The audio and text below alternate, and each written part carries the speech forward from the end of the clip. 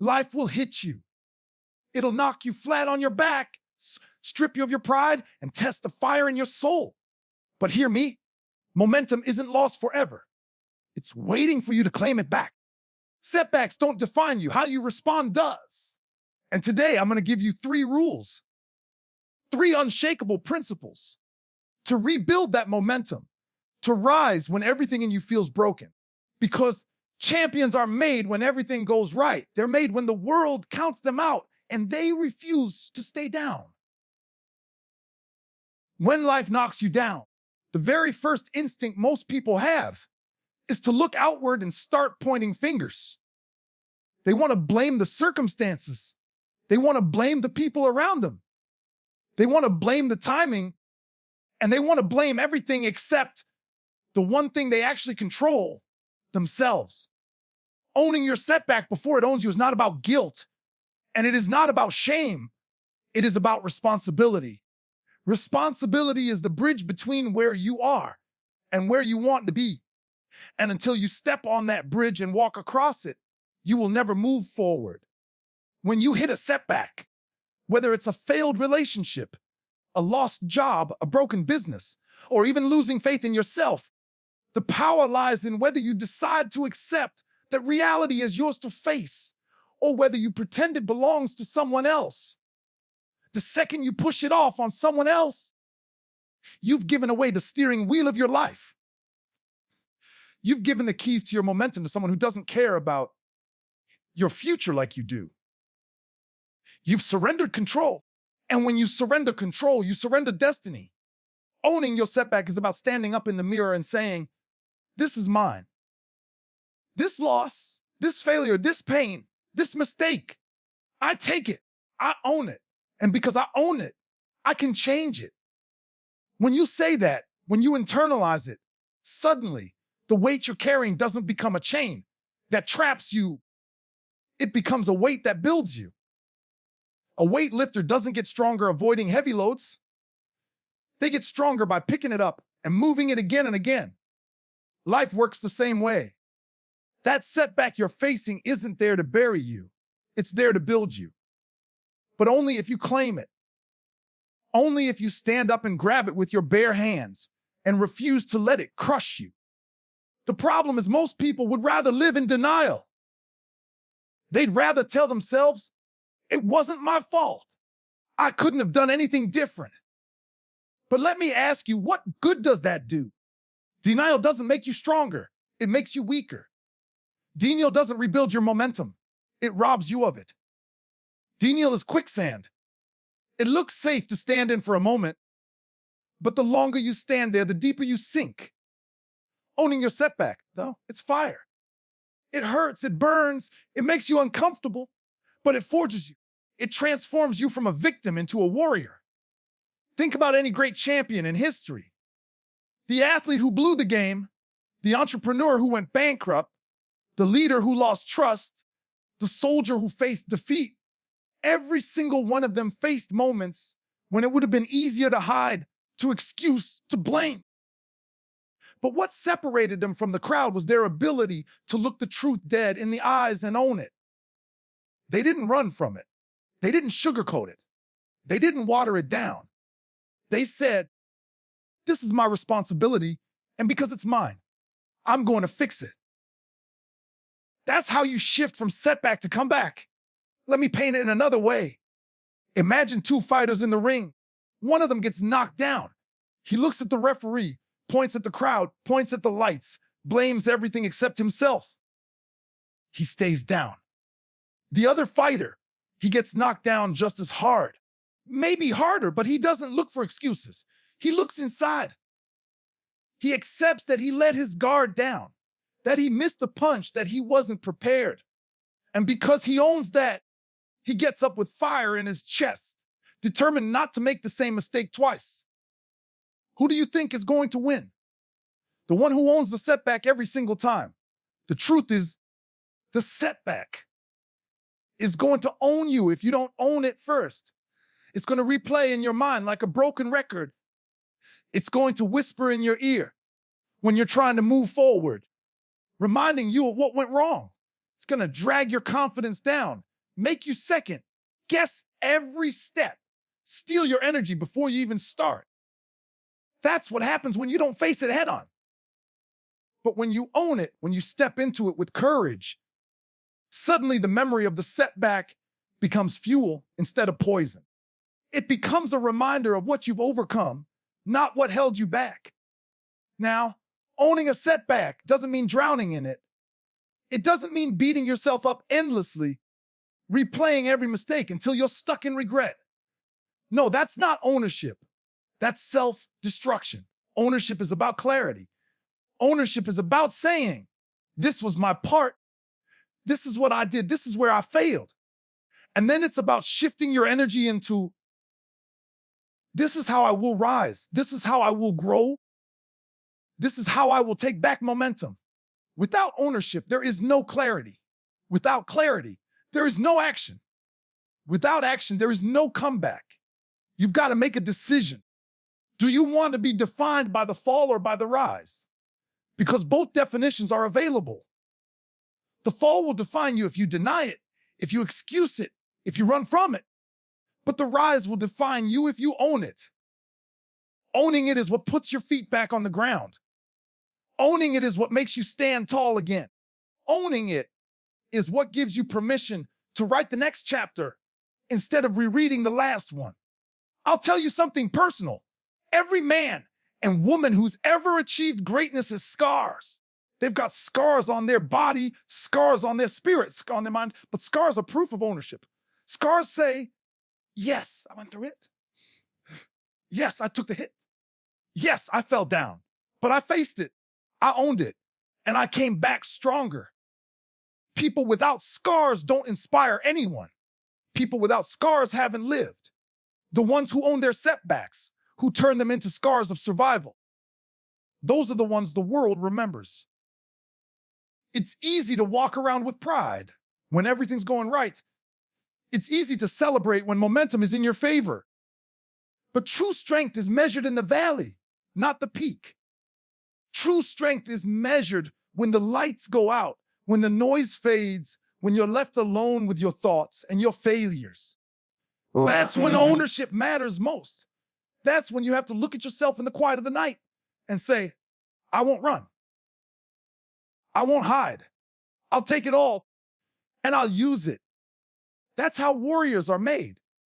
So when I tell you to own your setback before it owns you, I'm telling you to take back the one thing that no one can take from you, your power to decide how you respond. Because once you've claimed that, once you've stood up and declared, this is mine, there is nothing left that can stop you. The world can throw the hardest punches. Life can deliver the toughest blows.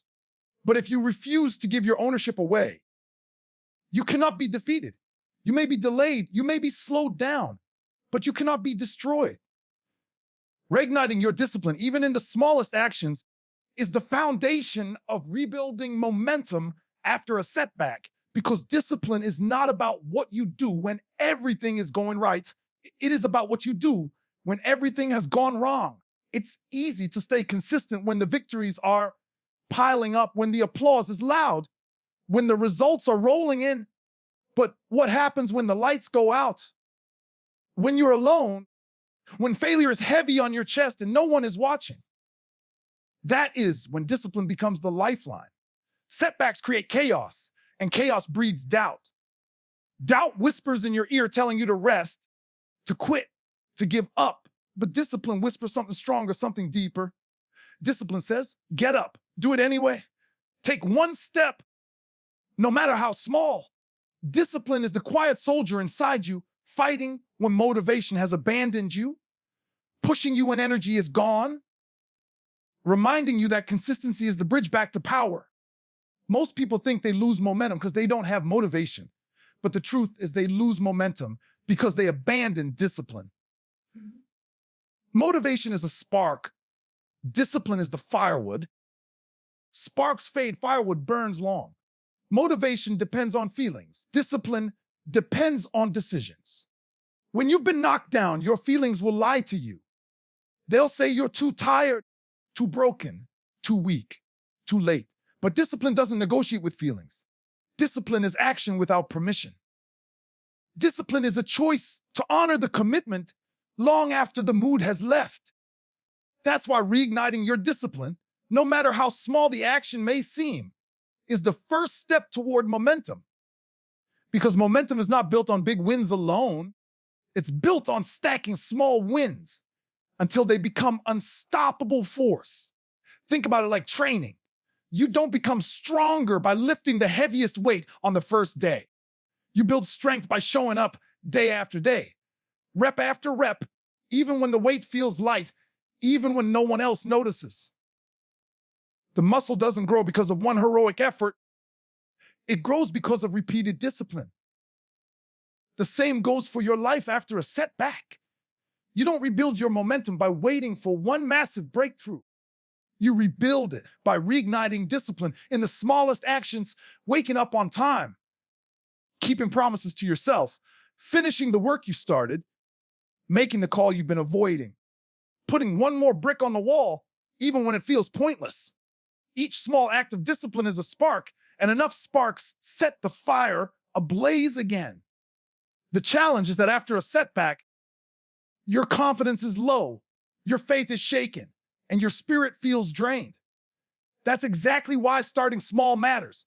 Don't try to sprint when you can barely walk. Don't try to leap when your legs are trembling. Start with one action, one discipline, one commitment. If you can't run 5 miles, walk half a mile.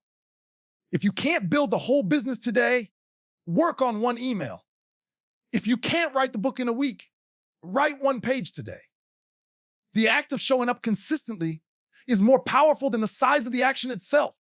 Momentum doesn't care about how big the step is. It only cares that you keep stepping. Discipline has a way of rewiring your identity. Every time you follow through on a small action, you're casting a vote for the person you are becoming. Every morning you wake up and stick to the plan, even when it hurts, you're telling yourself, I am someone who doesn't quit. Every time you push yourself to do what's uncomfortable, you're telling yourself, I am someone who can be trusted to finish what I start.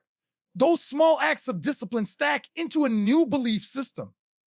That belief system creates confidence. That confidence creates momentum. That's why reigniting discipline after a setback is not just about doing tasks. It's about rebuilding your identity brick by brick until you see yourself as unstoppable again. The greatest trap after a setback is waiting until you feel ready. If you wait for readiness, you will be waiting forever because readiness never comes in the middle of disappointment. You don't wait to feel like moving. You move to feel alive again. The smallest action done with discipline is greater than the biggest plan left undone. You don't need perfect conditions. You need relentless commitment. Stop waiting for the stars to align. Stop waiting for people to believe in you. Stop waiting for motivation to return. Just pick one discipline, ignite it, and keep it burning. That single flame is enough to light the path forward. Look at the greats, athletes, warriors, leaders, legends. What separates them is not extraordinary talent, it's extraordinary discipline. The athlete doesn't train just when they feel like it. They train because it's who they are. The warrior doesn't sharpen their blade only when battle is near. They sharpen it daily so that when battle comes, they're ready. The leader doesn't make decisions based on comfort. They make decisions based on principle. Discipline turns ordinary people into extraordinary champions because discipline takes away the need for luck, takes away the need for excuses, and puts the power back in your hands. And here's the truth most won't admit: discipline is freedom. It feels like a chain at first, like a burden, like a sacrifice. But the more you practice it, the more you realize it's the key that unlocks everything you want. When you are disciplined with your time, you create freedom in your future. When you are disciplined with your body, you create freedom in your health. When you are disciplined with your mind, you create freedom in your spirit. Every time you practice discipline, you are building freedom that no setback, can take away from you. You may not control the setback. You may not control the failure. You may not control the loss, but you always control whether or not you pick yourself up and reignite discipline. That choice cannot be taken from you. That choice is the anchor that holds you steady when the storm tries to pull you under. That choice is the hammer that breaks through the wall of fear and doubt. That choice is the seed that grows into momentum again. So if you want to rebuild, don't look for shortcuts. Don't look for easy roads. Don't look for magic solutions. Look at the small, daily disciplines. That's where your strength will come from. That's where your fire will reignite. That's where your comeback begins. Shifting your mindset from pain to purpose is one of the hardest transformations a person can make, because pain has a way of convincing you it is permanent. It has a way of convincing you it is stronger than you. It has a way of echoing in your thoughts until you start to believe that suffering is all that is left for you. But here's the truth. Pain is not the enemy. Pain is the teacher. Pain is the messenger. Pain is the raw material you can forge into purpose if you refuse to let it chain you. Every person who has rebuilt momentum after being broken had to look at their pain not as punishment, but as preparation. You either let pain paralyze you or you let it propel you. And that decision begins in the mind, in the way you choose to interpret the very thing that tried to break you. When you're in pain, whether it's physical, emotional, or spiritual, the natural reaction is to run from it, to hide it, to numb it. That's human nature. But the people who rise above setbacks do the opposite. They face pain, they lean into it, they study it, and then they decide to extract meaning from it. That's how you turn pain into purpose. Because pain with no meaning is just suffering, but pain connected to purpose becomes fuel. If you've been betrayed, that pain can become the purpose of building trust the right way. If you failed in business, that pain can become the purpose of building something stronger, wiser, more resilient. If you've lost someone you love, that pain can become the purpose of living with deeper gratitude and urgency. It doesn't erase the pain, but it transforms it into something that drives you forward instead of keeping you stuck. The mind is the battlefield where this transformation happens. You cannot control the fact that pain showed up, but you can control the story you attach to it. If you tell yourself, this pain means I'm weak, I'm finished, I'm worthless, then the pain becomes a prison. But if you tell yourself, this pain means I'm being shaped, I'm being tested, I'm being prepared, then the pain becomes a path.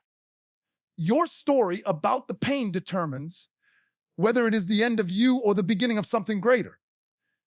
And the story you choose is everything. Most people don't realize that some of the greatest movements in history, some of the most inspiring lives ever lived, came directly out of pain. The activists who fought for justice often did so because they felt the sting of injustice. The healer who dedicated their life to medicine often did so because they lost someone they loved. The coach who pushed athletes to greatness often did so because they once fell short themselves. In every case, pain was the spark, purpose was the flame. Without pain, there would be no reason to rise. Without purpose, the pain would have crushed them. It is the combination that builds unstoppable momentum. There's something powerful that happens when you stop asking, why me? And start asking, what now? Why me? Locks you in the pain. It keeps you circling the wound, reliving the hurt, replaying the disappointment. But what now? Pulls you forward. What now? Looks for the lesson. What now? Turns your eyes from the past to the future. That single shift in mindset is often the difference between someone who stays broken and someone who rebuilds stronger than before. When you're in the middle of pain, it's hard to see purpose. It's like standing in the middle of a storm. Everything feels chaotic. The wind is howling. The rain is blinding, and you can't see the horizon. But storms don't last forever. And if you can hold steady long enough, if you can remind yourself that there's purpose waiting on the other side, then you endure differently. Endurance becomes easier when you know the suffering isn't wasted. Even athletes will tell you they can push their bodies further when they know the pain has a purpose, when they know the training is preparing them for victory. The same principle applies to life. If you know the pain is shaping you for something greater, you can survive it. You can even embrace it. Purpose doesn't mean you forget the pain. Purpose means you refuse to let the pain be meaningless. It means you turn scars into stories that inspire others. It means you use your wounds as wisdom to guide your next steps. It means you transform what tried to destroy you into the very thing that defines your strength. Imagine a seed buried in the dirt. From the outside, it looks like the end. Darkness surrounds it. Pressure weighs on it. But that seed is not being buried to die. It's being buried to grow. Pain can feel like dirt covering you, crushing you. But if you shift your mindset, you realize you're not being buried, you're being planted.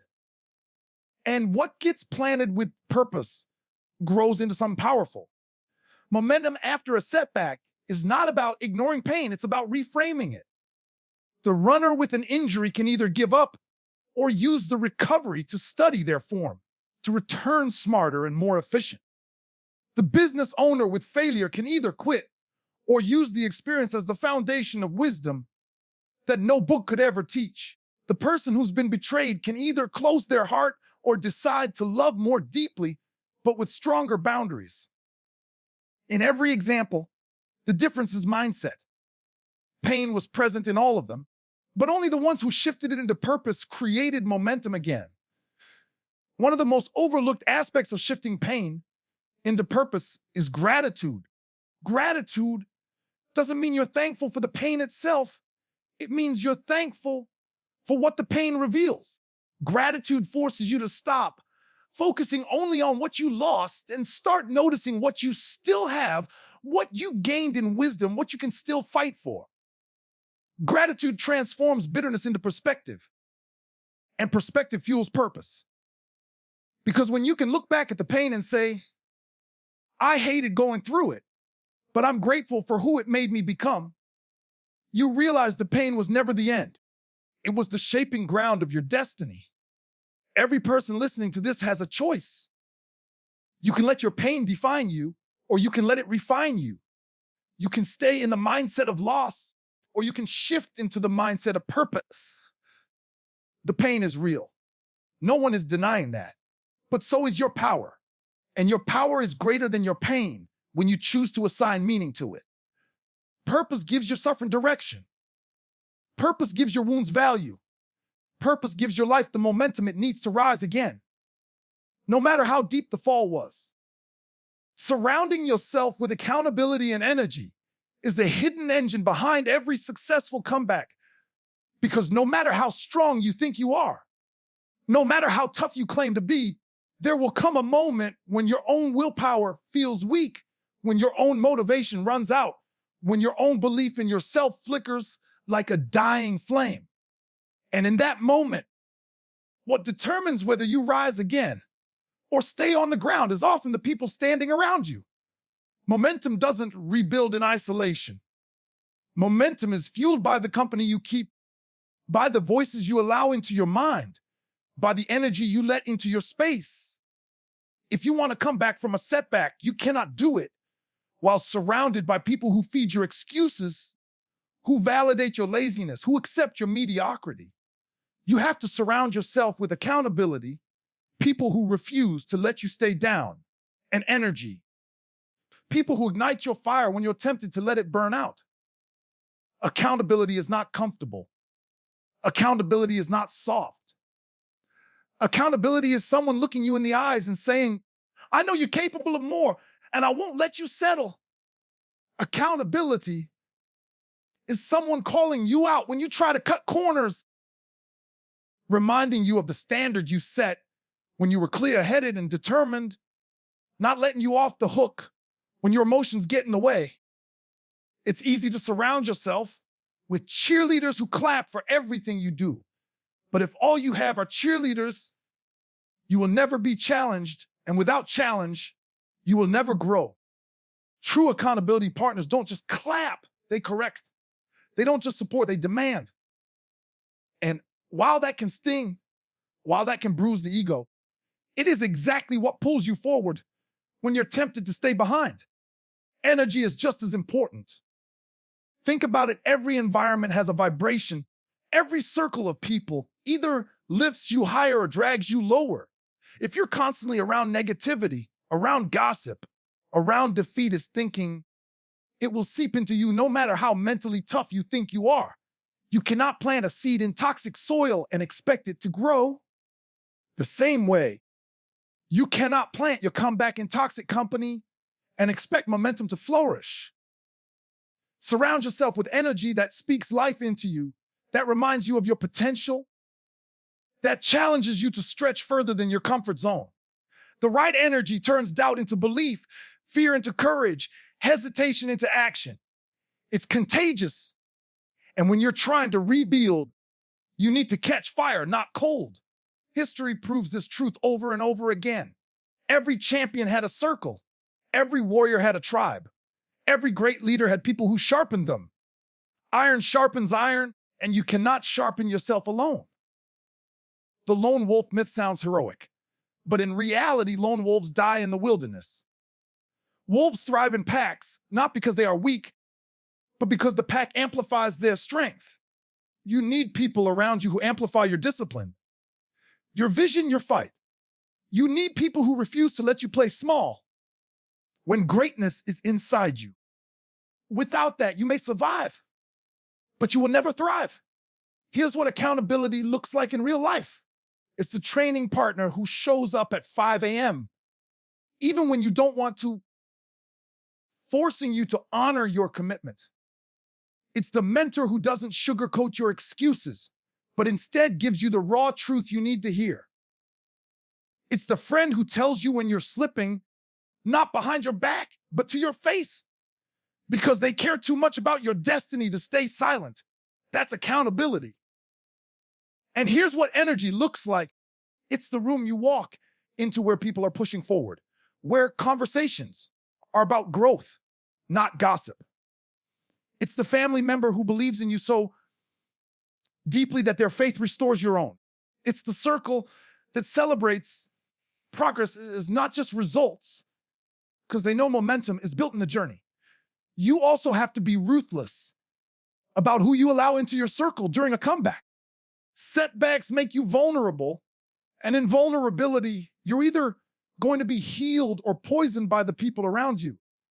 Some people secretly like seeing you down because it makes them feel better about staying down themselves.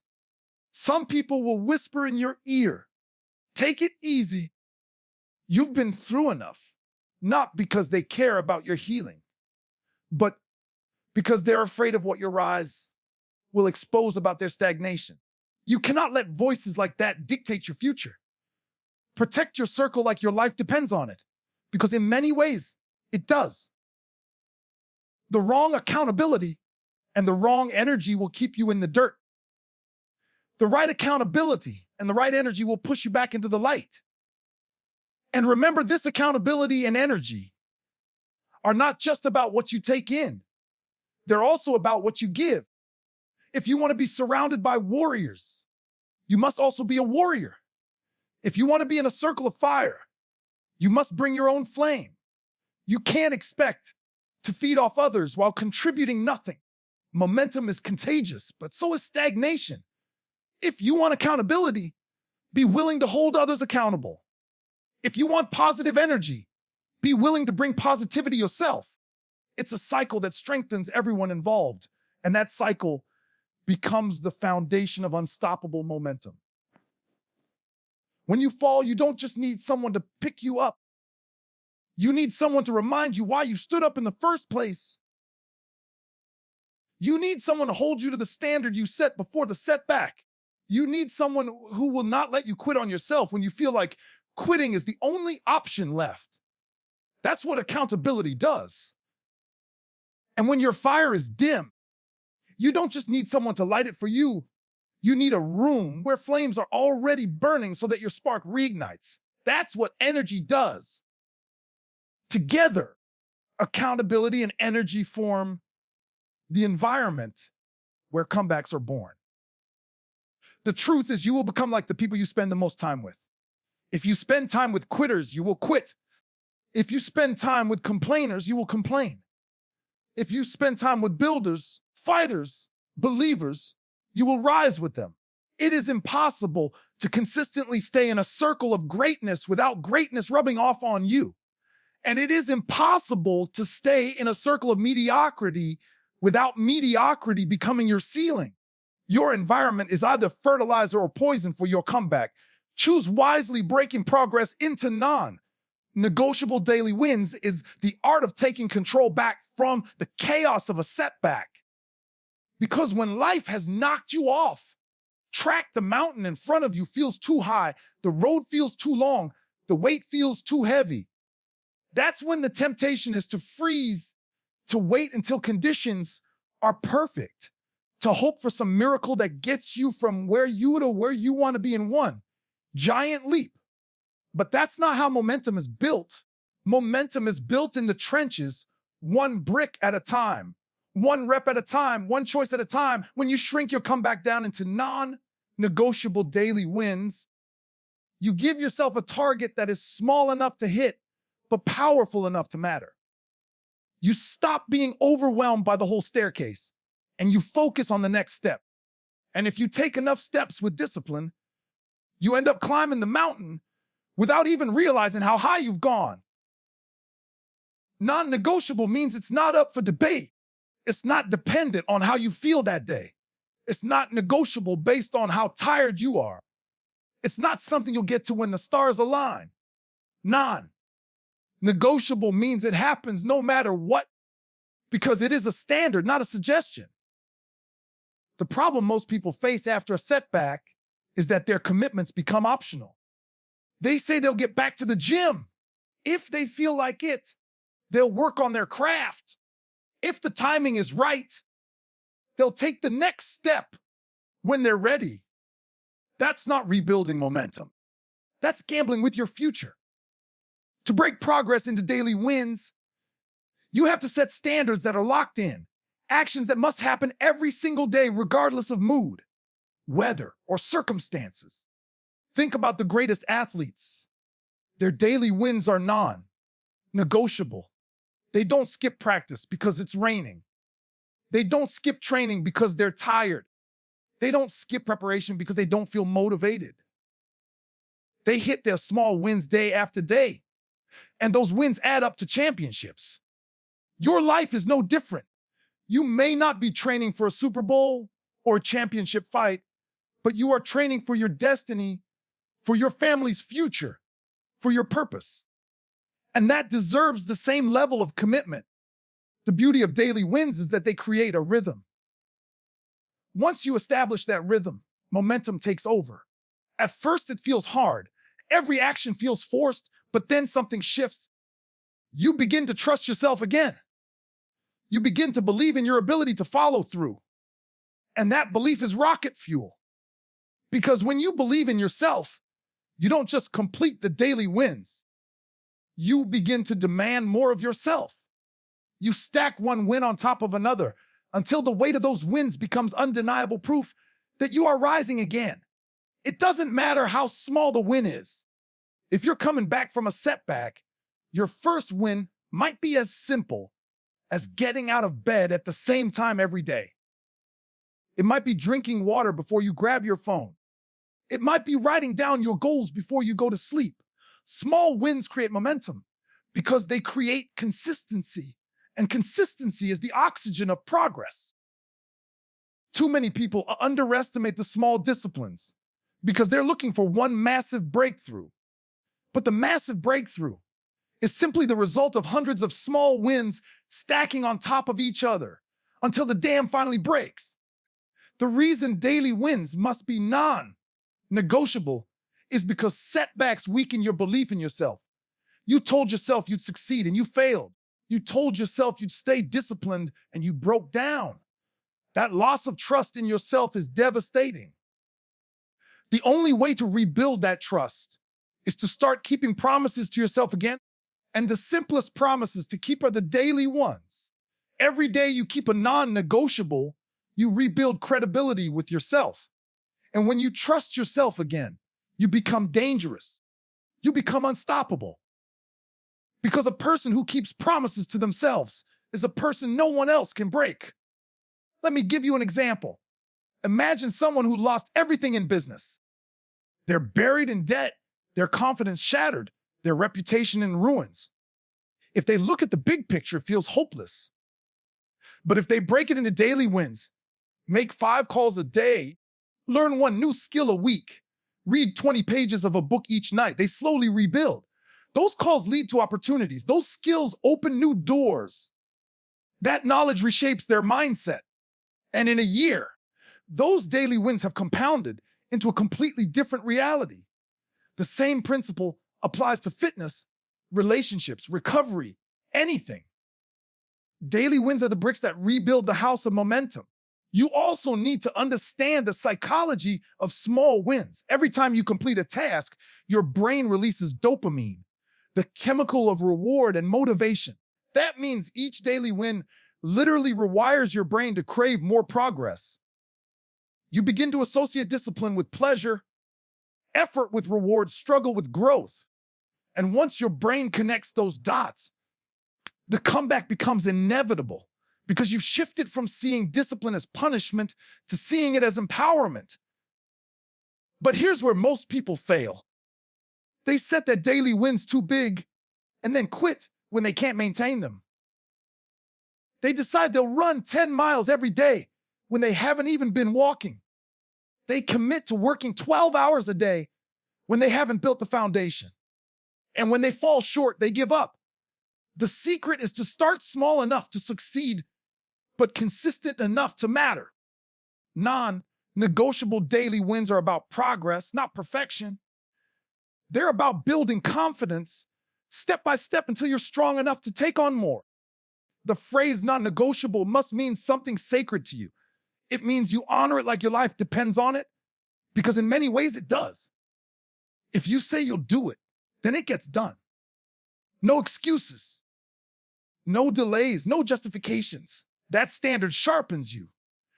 That standard toughens you. That standard reminds you that you are not controlled by your circumstances, you are controlled by your choices. And once you understand that, you realize that daily wins are not just tasks on a checklist, they are declarations of who you are becoming. Imagine this: every day you win the morning by completing your non-negotiables. Maybe it's prayer or meditation, maybe it's exercise, maybe it's reviewing your goals. You start the day with victory, and that victory bleeds into everything else you touch. You walk differently. You talk differently. You carry yourself with authority because you know you've already stacked wins. People feel that energy. Opportunities respond to that energy. Life bends to that energy. And it all started with non-negotiable daily wins. Momentum doesn't ask for perfection. It asks for direction. It asks for consistency. It asks for proof that you're moving forward, no matter how slowly. And nothing proves that better than daily wins. Because if you can win today, you can win tomorrow. And if you can string enough tomorrows together, you can win your life back. Transforming your comeback into your new standard is the ultimate step in rebuilding momentum. Because it's not enough to rise once. It's not enough to get back on your feet and taste victory for a short moment. The real test is whether you allow the comeback to become the way you live, the way you breathe, the way you operate every single day. Too many people fight hard to recover from a setback only to slide back into old habits once they feel a little bit of relief. They forget the hunger that drove them. They forget the pain that shaped them. They forget the fire that got them out of the pit. And because they forget, they fall again. A true comeback isn't temporary. It's transformational. It's not just about bouncing back to where you used to be. It's about creating a higher standard so that the version of you that fell can never exist again. The danger of a comeback is thinking it's a destination. You win back some momentum, you accomplish a goal, you feel proud, and then you relax. But a comeback is not the finish line, it's the starting line for a new race. The strength you built clawing your way out of the setback isn't meant to be used once. It's meant to be the foundation of who you are from now on. If you let your comeback be just a moment, life will humble you again. But if you transform your comeback into your standard, life will never be able to pull you back to that low point because you built a permanent wall between who you were and who you've become. Think about what that means. Every principle you used to rise, every discipline you put in place, every mindset shift you embraced, those aren't emergency tools you pull out only when you're broken. Those are the daily tools you live with. Those are the non-negotiables that shape your life going forward. Your standard becomes higher because you've proven to yourself what you're capable of when your back is against the wall. Why would you ever go back to anything less? If you could rise when you were broken, if you could fight when you were bleeding, if you could move forward when everything was against you, then what excuse do you have now that you've regained your footing? That resilience, that grit, that determination must become your baseline. Your new standard means you stop flirting with mediocrity. You stop negotiating with excuses. You stop tolerating the old version of you that allowed the setback to happen in the first place. It's not about perfection. It's about elevation. You elevate the way you think, the way you act, the way you prepare. You no longer allow laziness to creep in because you know what it cost you last time. You no longer surround yourself with dead weight because you know how much harder the climb is with the wrong people in your circle. You no longer waste time waiting for the right conditions because you know momentum is built through daily wins, not perfect timing. Your new standard is forged in the lessons of your setback, and that standard is what keeps you from falling again. Here's the truth most people don't want to admit. Comebacks fade when people lose their edge. Pain gave them urgency. Loss gave them hunger. Failure gave them clarity. But once they start feeling comfortable again, they let that urgency slip. They ease up. They relax. They start saying, I've done enough. That's when the cycle repeats. If you don't raise your standard, if you don't transform the comeback into your identity, you will keep reliving the same setbacks over and over again. Life will keep teaching you the same painful lesson until you finally decide to live differently. The moment you make your comeback your standard, you break the cycle. Standards define everything. They define how you wake up, how you work, how you speak, how you treat people, how you treat yourself. If your standard is low, your results will be low. If your standard is average, your results will be average. But when your standard is forged in the fire of a comeback, your results become extraordinary because you no longer accept anything beneath what you've proven you're capable of. Think about it. If you held yourself to the same intensity every day that you did when you were fighting for your comeback, what level of greatness could you sustain? That's the difference between those who rise temporarily and those who rise permanently. The first lets the comeback be a moment. The second makes the comeback a lifestyle. And making it a lifestyle requires intentionality. You don't drift into higher standards, you declare them. You don't stumble into a new identity, you build it. That means writing it down, speaking it out loud, reminding yourself daily of who you are now and who you refuse to be again. It means setting boundaries, protecting your energy, cutting out the habits that once dragged you down. It means demanding more of yourself, even when no one else is watching, because you know the standard doesn't change when the spotlight is gone. That's how you transform. That's how you stay sharp. That's how you turn a comeback into a permanent rise. Look at the greatest champions in history. They didn't just have one comeback. They lived at a level where setbacks became fuel for even higher performance. Michael Jordan didn't just come back from being cut in high school. He turned that pain into a lifelong standard of excellence that never wavered. Serena Williams didn't just come back from injuries and losses. She turned each comeback into a higher level of dominance. Leaders, innovators, fighters, they all had setbacks, but they didn't let those setbacks define a single moment in their lives. They let them redefine their entire standard of living. That's what separates legends from everyone else. When you decide that your comeback is your new standard, you create an environment where falling back is impossible. You wire your brain to expect discipline. You train your body to endure pressure. You condition your spirit to see challenges as opportunities. You become the kind of person who doesn't just survive storms, but thrives in them. And once you reach that level, the world responds differently to you. Opportunities open because they can sense your consistency. People trust you because they can feel your integrity. Life respects you because you refuse to lower your standard ever again. There's a powerful thing that happens when you live by a new standard. The people around you either rise with you or they fall away. Your energy becomes so strong, your discipline so consistent, your mindset so focused that those who cannot match it naturally drift out of your life. And that's good, because your comeback wasn't meant to take everyone with you. It was meant to reveal who truly belongs in your future. Your new standard not only transforms you, it transforms your circle, your environment, your entire world. At the end of the day, setbacks are inevitable. Life will test you again. You will face more losses, more pain, more obstacles. But if you've transformed your comeback into your new standard, you won't just survive the next hit. You'll already be built for it.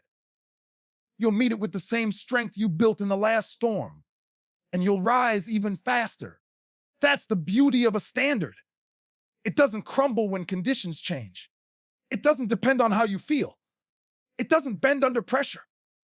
It holds steady. It keeps you grounded. It keeps you climbing.